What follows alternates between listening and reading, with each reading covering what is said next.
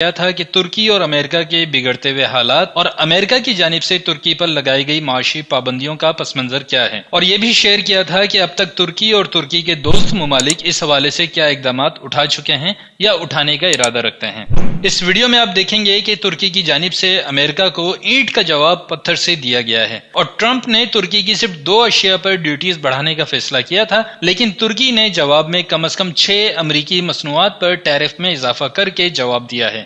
Video کے باقاعدہ آغاز سے پہلے چینل پر آنے والے نئے دوستوں سے گزارش ہے کہ اگر آپ نے ابھی تک چینل سبسکرائب نہیں کیا تو عذرائے کرم چینل سبسکرائب کر لیں اور پاس میں موجود بیل آئیکن کو بھی دبا دیں تاکہ آپ کو میری ویڈیوز بر وقت ملتی رہیں۔ تو دوستو، زندہ قومیں ہمیشہ اینٹ کا جواب پتھر سے دیتی ہیں، اور ترکی کی حکومت نے کچھ ایسا ہی امریکی حکومت کے ساتھ کیا ہے۔ اب سے کچھ دیر پہلے خبر آئی ہے کہ ترکی نے بھی امریکہ سے آنے والی اشیاء پر ڈیوٹیز بڑھا دی ہیں۔ اس وقت یہ خبر پوری دنیا میں موضوع بحث بنی ہوئی ہے، اور یہی وہ طریقہ ہے جس سے ٹرمپ جیسے پاگل کے گلے میں پٹا ڈالا جا سکتا ہے۔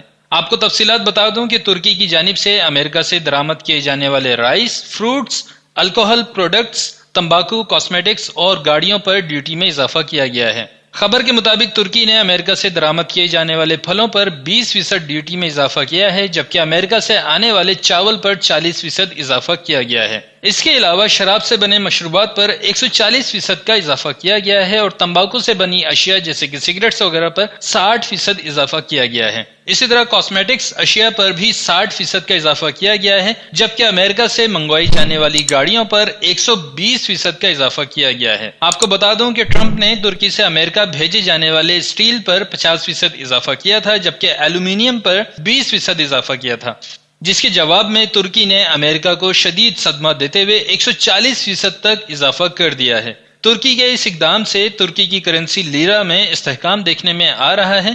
تو دوستو، یہ ہوتا ہے محب وطن لیڈر، اور دعا ہے کہ ہمارا آنے والا وزیر اعظم بھی اسی بہادری اور دلیری سے پاکستان کے حق میں فیصلے کرے۔ اینڈ میں امریکن میڈیا کی کوریج موجود ہے جس میں وہ رو رہے ہیں اور بیچارے پریشان ہیں، انہیں سمجھ ہی نہیں آ رہا کہ ترکی نے یہ کیا ہے، تو وہ آپ نے ضرور دیکھنی ہے۔ اب تک کے لیے اتنا ہی تھا۔ ویڈیو پسند آئے تو لائک کریں، اپنے دوستوں کے ساتھ ضرور شیئر کریں، اور کمنٹ کر کے اپنی رائے کا اظہار ضرور کریں۔ چینل سبسکرائب کرنا نہ بھولیں۔ ملتے ہیں نیکسٹ ویڈیو میں، تب تک آپ نے اپنا بہت خیال رکھنا ہے اور مجھے اپنی دعاؤں میں یاد رکھنا ہے۔ السلام علیکم، اللہ حافظ۔ Well, we've heard on Twitter from Fuat Oktay, he's the Vice President here in Turkey, about these tariffs, as you just mentioned. Just to give you a sense of how significant they are or are not, look at some of the numbers there. You've got significant numbers in terms of increased tariffs on cars. I think that's now up to 120%.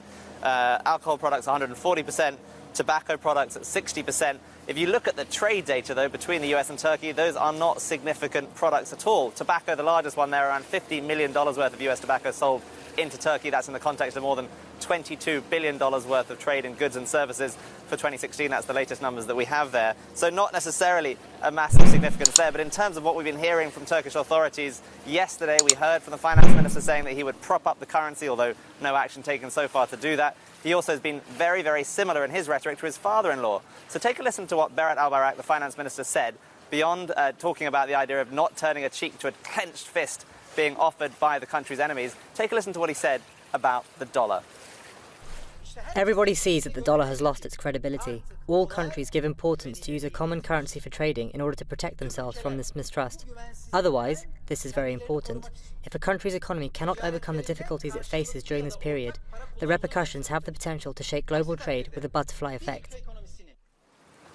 Now, the Russian Foreign Minister, Sergei Lavrov, was in Ankara yesterday. He was also talking about the egregious misuse of the US dollar and how the fact that the US dollar was being used against countries like Turkey would mean that many countries, especially those facing sanctions like Turkey, like Russia, would start to move away from it as the major global currency. He also tried to find common ground with Turkey when it came to sanctions. Take a listen. Returning to the question of how we view the tightening of sanctions, well, we look upon it as illegitimate policy, an unlawful policy, a policy dictated to a decisive degree by the aim of exerting dominance everywhere and in everything. And Steve, you mentioned there some of the business groups that have been rather unusually calling for a change in policy, calling for differences in the monetary policy, but also fresh austerity measures. Very unusual for businesses to speak publicly against the administration here, but I had a chance yesterday afternoon to get out and about in the city, talk to some business owners, and they said they don't know what's going to happen tomorrow, let alone a month from now, but they do expect things to get significantly worse as this currency weakness starts to play out on their day-to-day profit margins. Willem, just looking at the very wide list of goods that Turkey will now target with higher tariffs, from effectively passenger cars, alcoholic drinks, leaf tobacco, cosmetics, rice and coal. Is this a government trying to stem demand, trying to cool demand where inflation is very, very high without doing anything to touch the interest rate? Is that what some of the background is? It's not just about having a trade spat, it's also about intervention in the economy without targeting interest rates. I would say that would make sense were the numbers more significant, but those US exports to Turkey really tiny fry in the grand scheme of things. I was looking through the trade data. Most of those categories you're talking about there don't even show up on the official trade data published by the US because they're such small numbers. Tobacco, the only one, as I said, significant. It's things like aircraft, machinery, and of course steel. So that was a much more significant blow to Turkish industry. You've got about $1 billion worth of Turkish steel every year going to the United States. Steel is the fourth largest export product here. So that was much more significant on Friday when President Trump announced those higher tariffs on steel and aluminium. Different kind of question for you, if I may, Willem. This is playing out in political rhetoric. This is playing out on an economic basis. When does it start turning out to be a geopolitical stroke military problem? And I'm not talking about open conflict. I'm talking about the fact that already, way before the preacher problems and the dispute between Erdogan and Trump, they had this very strange, ambiguous situation where a NATO member that has F-16 Falcons left, right and centre, that is trying to buy an F-35 off the United States, has signed a deal late last year to buy S-400 air defence systems from the Russians as well. When does this become an issue where NATO membership of Turkey becomes questionable? I mean, that's the big paradox, isn't it? You talk about that missile purchase that was announced last year, and that was really upsetting to Washington, D.C. Everything we understand about the US reaction to that made it clear they were not happy with that decision by Ankara. But in terms of NATO membership, I mean, no one's questioning that right now.